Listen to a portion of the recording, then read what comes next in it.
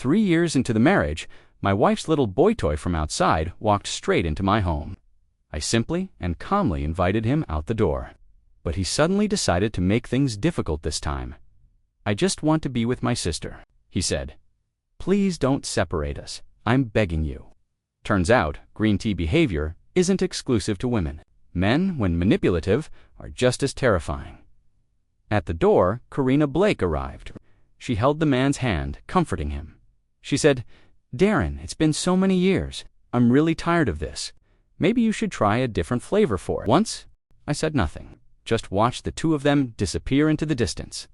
What she didn't know, I had already changed the flavor. For example, her best friend. Just as I sat down to eat, there was a knock at the door. Karina usually takes her keys when she goes out. So, who could it be at this hour? The knocking continued.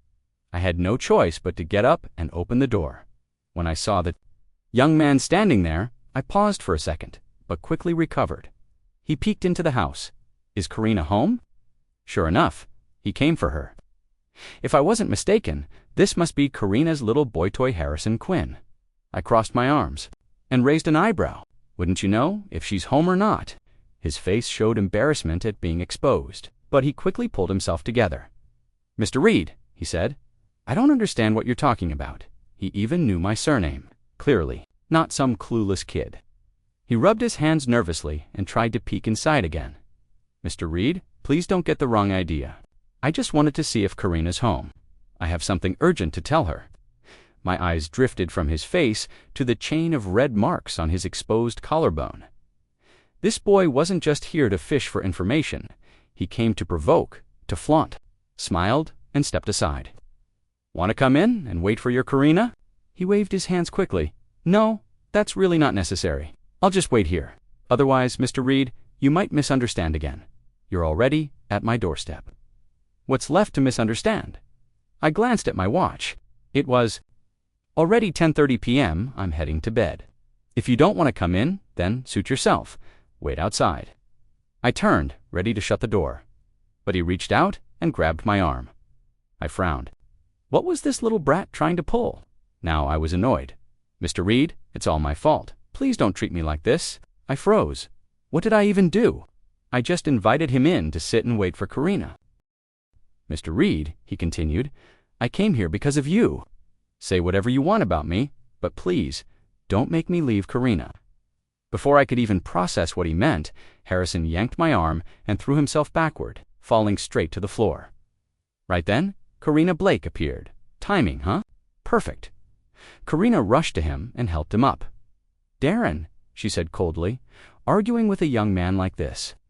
"It's beneath you," Harrison chimed in immediately. "Don't blame Mr. Reed, Karina. It's my fault, I had to admit." The kid could act, even I, standing there. Almost believed I'd wronged him.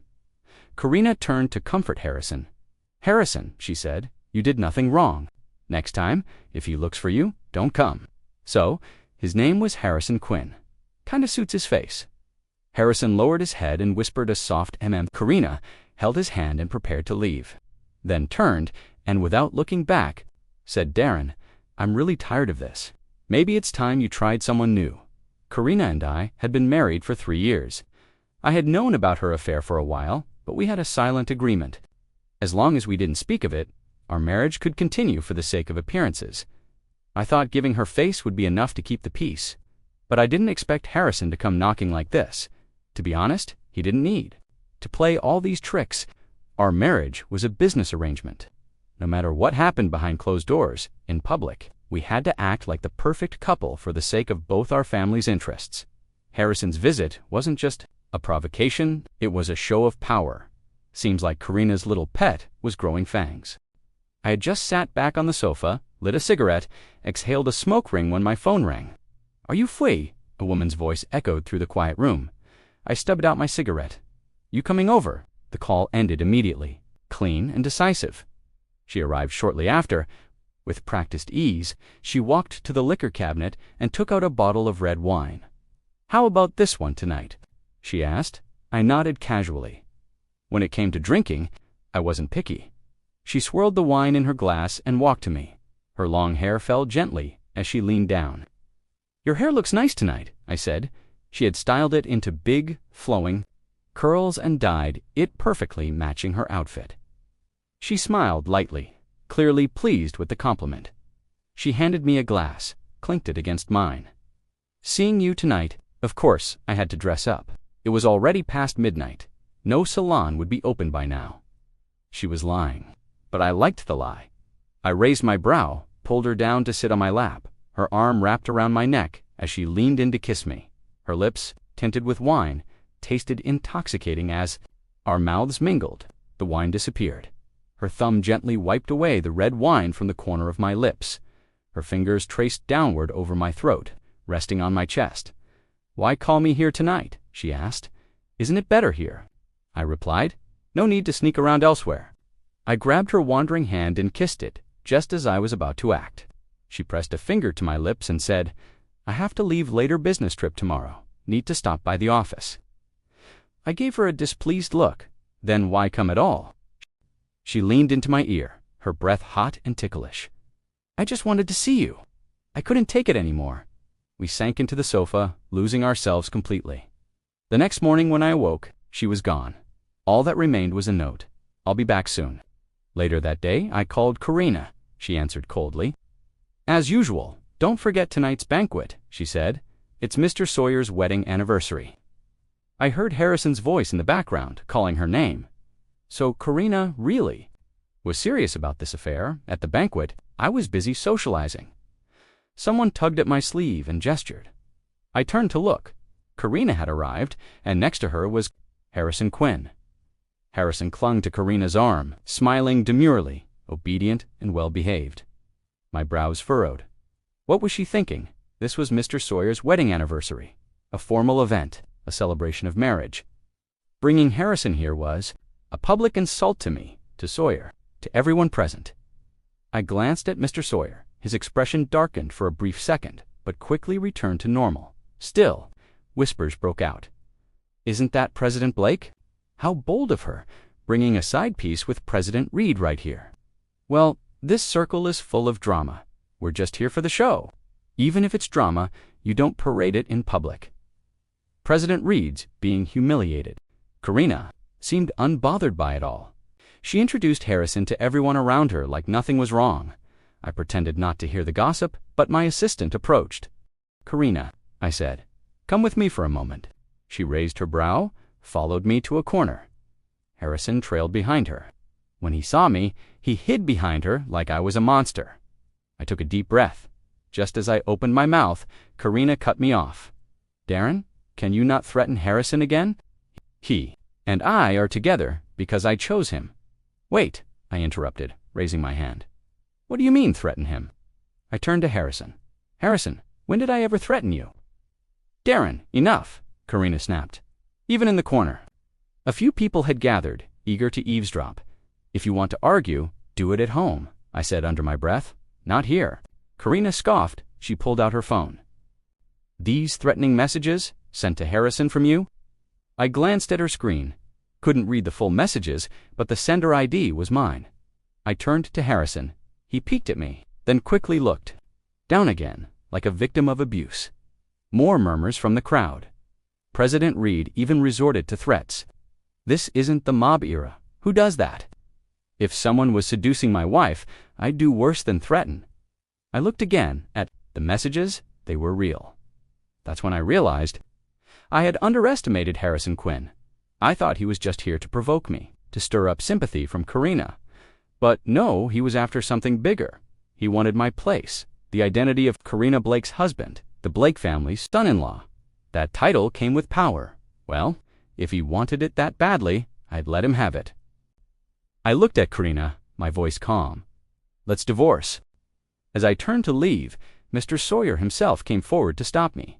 He pulled me aside and said, "President Reed, I know President Blake has crossed a few lines, but divorce, that's no small matter. Don't let anger cloud your judgment. You're playing right into someone's hand." The someone he referred to was clearly Harrison Quinn. "Thank you, Mr. Sawyer." I gave him a light smile. To be honest, my marriage with Karina Blake has been nothing but hollow for a long time. Rather than continue this farce, it's better to set each other free. President Reed, don't say that. I understand what you're trying to say, Mr. Sawyer, I cut in gently. But rest assured, whether or not Karina and I stay married, our partnership with your company remains unchanged. That was the bottom line he needed to hear. Still, he hesitated. I just hope this doesn't impact your family's standing. It's not easy for the Reed family to shoulder such a large deal alone. I leaned closer and whispered something into his ear. As expected, he nodded in understanding. With that reassurance, Mr. Sawyer patted my shoulder. This is a private matter between you and President Blake. We won't interfere, as long as you know what you're doing. My phone rang again, and again 3 times in a row. It was Karina. I finally answered. "Darren, why didn't you pick up?" she snapped. It wasn't intentional, but I remembered all those times I urgently called Karina only to be ignored. Is something wrong? Tomorrow, Civil Affairs Bureau. Be there. Just as she finished speaking, I heard Harrison sobbing in the background. "Karina, it's all my fault. If it weren't for me, you and Mr. Reed wouldn't be fighting. I'll talk to him myself," she said and hung up. The next day, when I arrived at the Civil Affairs Bureau, Karina and Harrison were already waiting. She gave me a cold glance.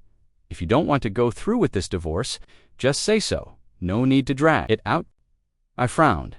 Then Harrison stepped forward and tugged on my sleeve. "Mr. Reed, it's all my fault. I'm sorry. Please don't divorce Karina over me." I said nothing, but he was just getting started. "Mr. Reed, if you want, I'll kneel. Please don't hold this against us. Karina and I didn't do anything wrong." He was about to kneel when Karina grabbed him. "Harrison, what are you doing? You didn't do anything wrong. Why should you apologize?" I stepped back, watching the scene unfold. I crossed my arms and said coolly, "Go ahead, Neil. If you do, maybe I'll consider not divorcing her.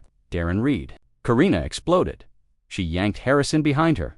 "Don't forget, without the Blake family, your Reed family would have collapsed long ago," she sneered. "Besides, even if we divorce, do you think your family can still handle that major partnership deal?" She looked me up and down. "But if you apologize now, maybe I'll consider forgiving you."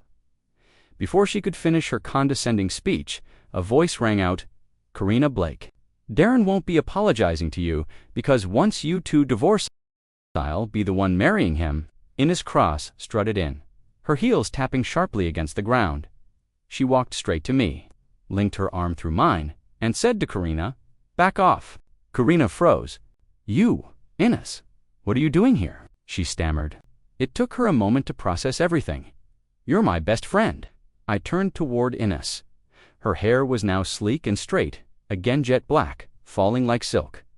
She caught my gaze and smiled playfully. "I even dyed my hair back for today's occasion," she said sweetly. Apparently, the news of our impending divorce had already gone public. Ines had caught wind of it faster than I expected. She shot a glance at Karina and waved dismissively. "Let's get this over with." "I'm in a hurry." Karina stomped her foot in frustration. You were my best friend, and you're sleeping with my husband. You get to cuddle up with Harrison, and I can't hold Darren's arm." Ines shot back. Her tone was confident, her movements sultry. Everything about her radiated sensual power.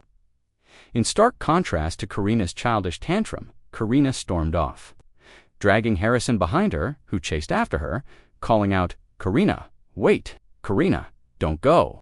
Ines sighed, then rubbed her thigh. The graceful elegance from earlier was gone. "Sorry," she said.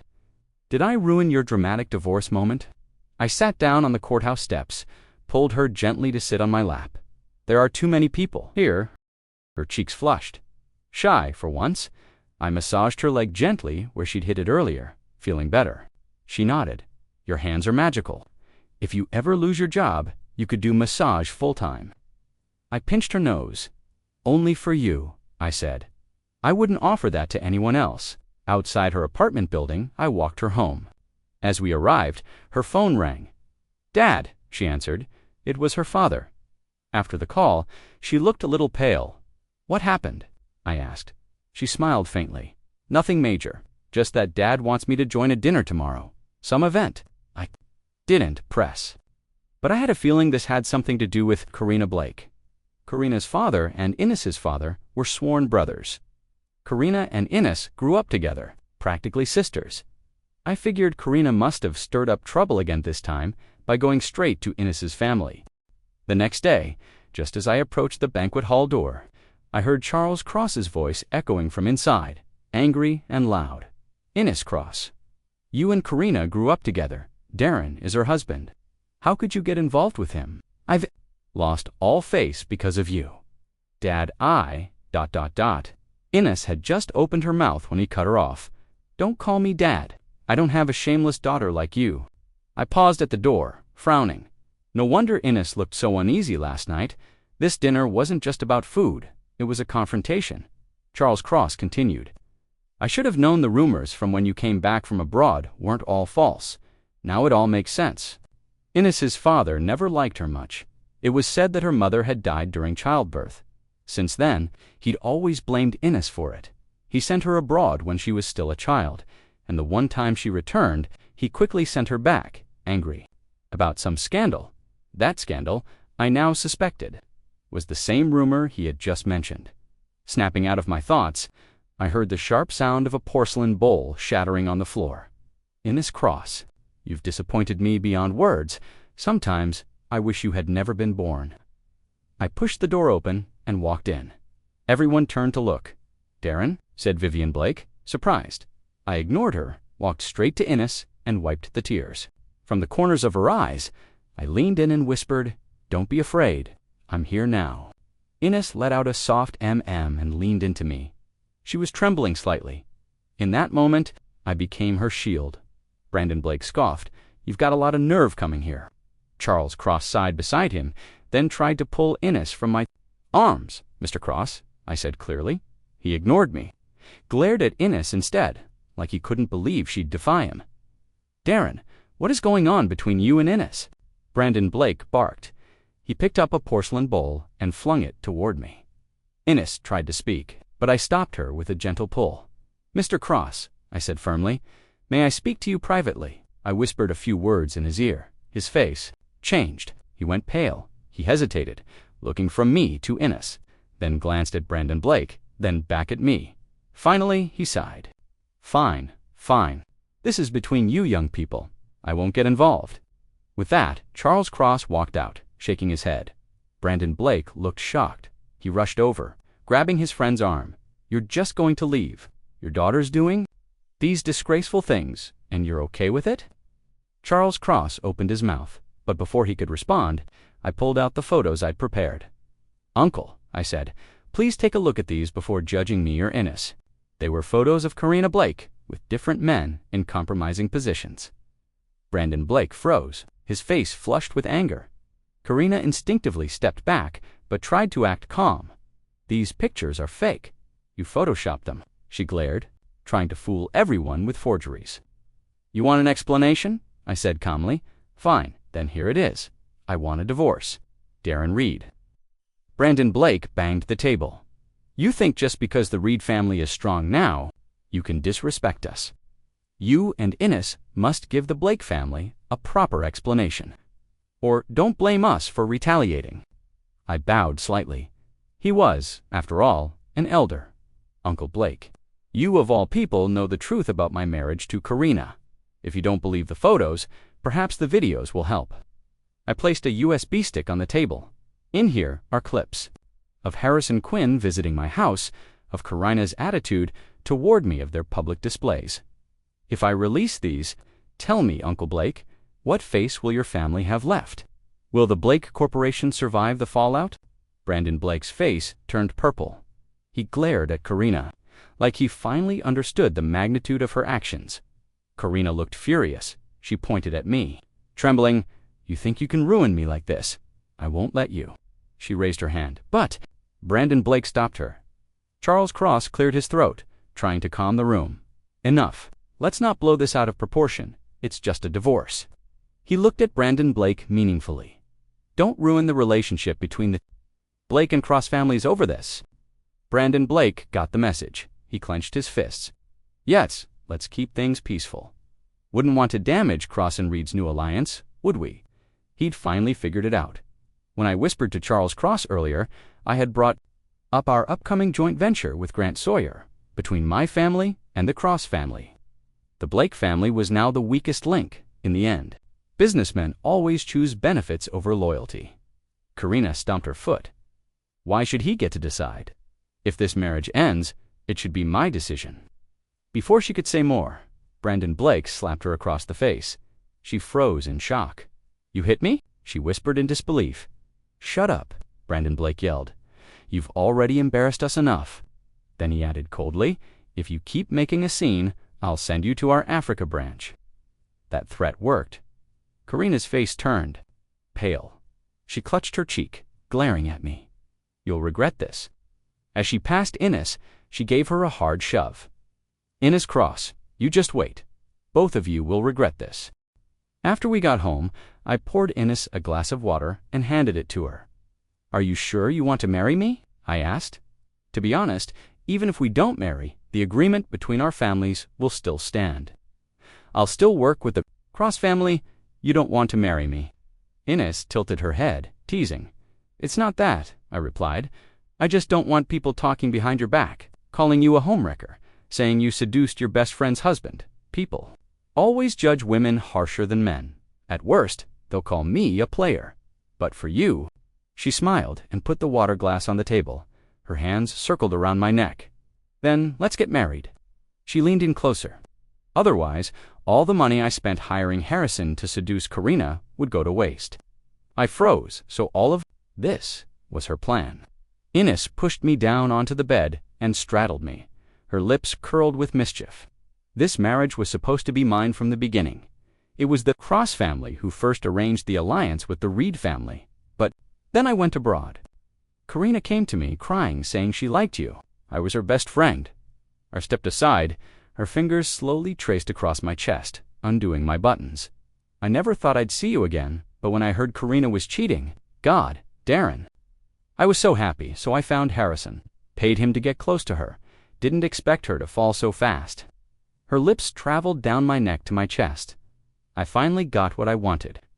When the rumors started exploding online, Ines had just left for Tibet to protect her. I quickly contacted a PR firm, told them to bury the stories at any cost. But even if she said she didn't care, I could see her trembling when she read those headlines. The gossip was brutal. Everyone was accusing Ines of stealing her best friend's husband, calling her a spoiled brat who had been sleeping around overseas, even sharing fake photos. "Do you believe me?" she asked, her voice barely a whisper. I pulled her into my lap and wrapped my arms around her. My hand gently stroked her back. "I believe you," I said. "No matter what the world says, I'll always have your back." She leaned against my shoulder, voice muffled. "Those photos from abroad, they're not real. I never did any of those things." I knew anyone with eyes could tell those pictures were either photoshopped or taken out of context, but the internet didn't care about truth. They didn't care about the damage, they just wanted a target, a scapegoat, and Karina made sure Ines became that target. I was certain the one who spread those rumors was Karina Blake. Ines had lived abroad for so long, she didn't have enemies here. The only one close enough to betray her was her best friend. Ines didn't say a word, just trembled slightly in my arms. "Karina, I thought you'd never fall." That night, my father called. He was furious. "The public opinion around Ines is out of control. It's hurting the company's reputation. Are you sure this marriage is the right decision?" He was clearly shaken. He even questioned whether aligning with the Cross family was a mistake. After hanging up, he turned to Ines and said, "This is your fault. If you hadn't fooled around abroad, none of this would have surfaced. I told you countless times to act like a proper lady. This is how you repay your mother for dying to bring you into the world." Ines didn't respond. She just sat quietly, listening. Not a word of defense. After the call, she locked herself in her room. No matter how I knocked, she wouldn't open the door. I ended up breaking the lock. Inside, I found her sitting on the floor, a half-empty bottle of whiskey in her hands. She was drunk, her words slurred, tears streaming down her face. "Why?" she mumbled. "Why won't he ever listen to me? Why doesn't he believe me? He's my dad." She clutched my shirt. "Mom died giving birth to me. But that wasn't my fault. I didn't ask for that. I wanted a mom to. I wanted to be loved too. Why is everything always my fault?" I didn't know what to say, So I just held her, gently whispering, "Ines, you will be loved. I love you. No one will ever hurt you again. This will pass, and I'll always be here. Always." Only after she finally fell asleep in my arms did I quietly call the PR. Firm again, she told me not to get involved. Said she'd handle it herself, but I knew she was waiting to see if her father would choose to believe her. Soon, another scandal broke online this time. It was about Brandon Blake.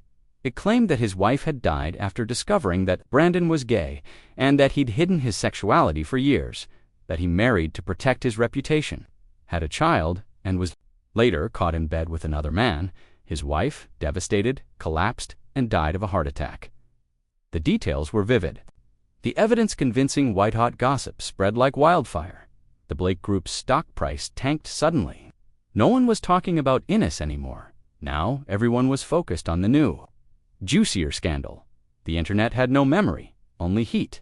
Mr. Sawyer came to visit me. Originally, his partnership was with the Blake Group.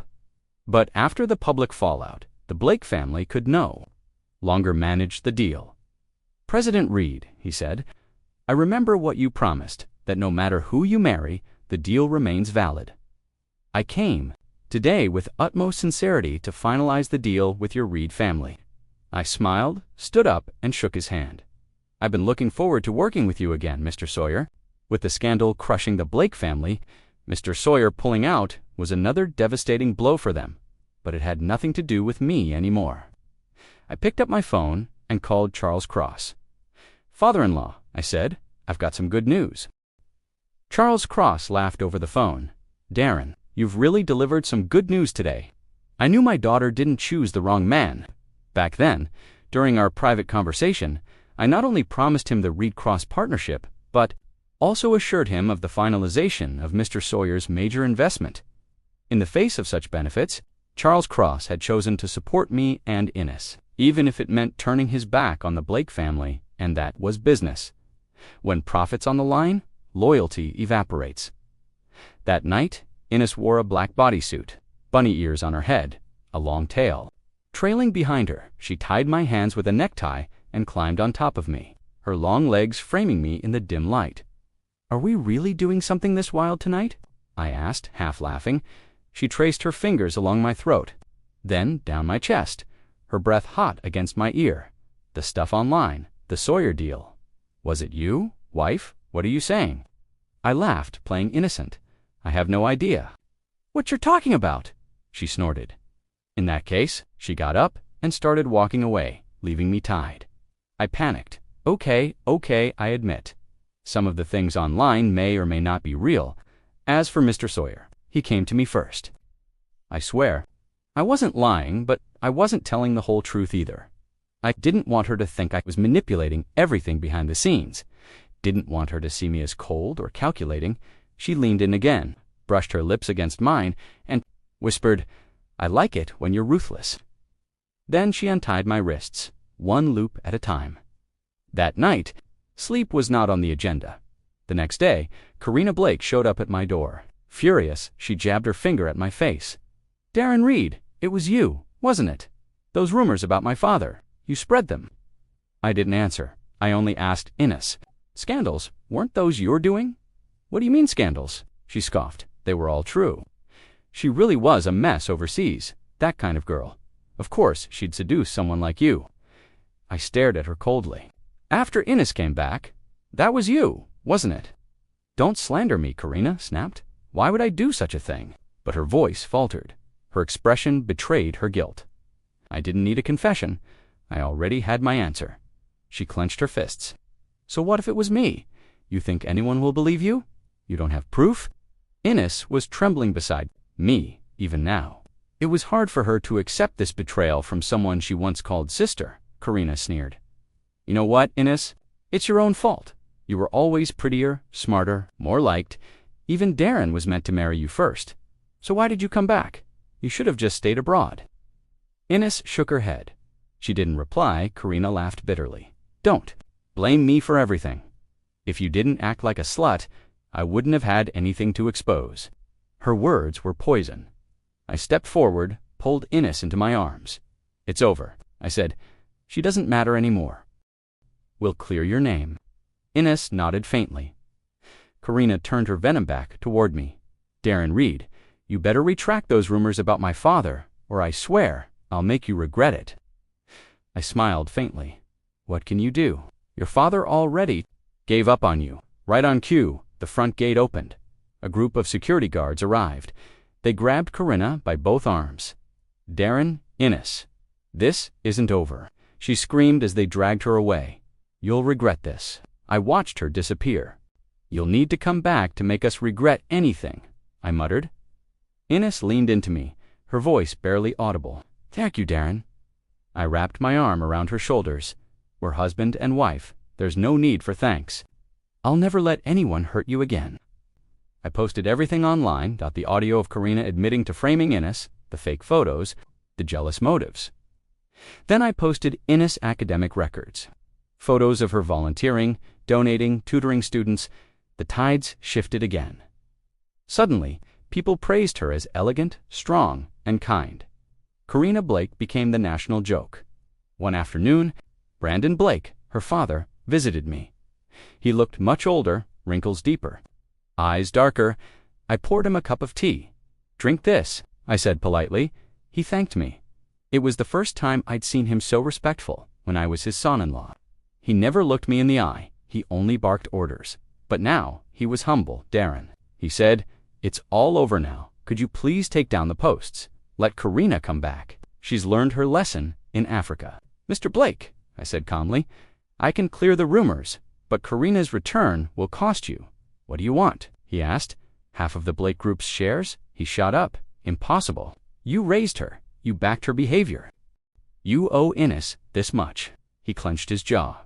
Didn't say another word, but he never brought up Karina again. That evening, Karina called. "Darren Reed, you bastard. You don't want me back, do you? You just want me to rot here. I'm done with you and that bitch Ines," she screamed. I kissed Ines' hand, spoke softly into the phone. "Even your father gave up on you. What makes you think you still have a chance?"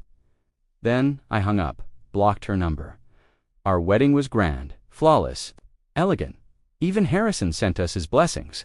He'd taken Ines' money and vanished abroad, and us. We were finally free. On our wedding day, I knelt on one knee in front of Ines' cross, pulled out the ring, and asked, "Miss Cross, will you marry me?" "I will," she said. Later, when everything had quieted down, I sat her down and asked softly, "Are you really sure? Even without this marriage, my deal with the Cross family would still stand. You don't have to carry this burden." She looked at me, and with that familiar sparkle in her eyes, replied, "If I didn't want to marry you, why would I go to all that trouble with Harrison?" It was true. She had fought for everything, and now it was all hers. After the wedding, the internet was filled with blessings and admiration. I revealed the truth of Ines' past, her academic awards, her volunteer work, her kindness.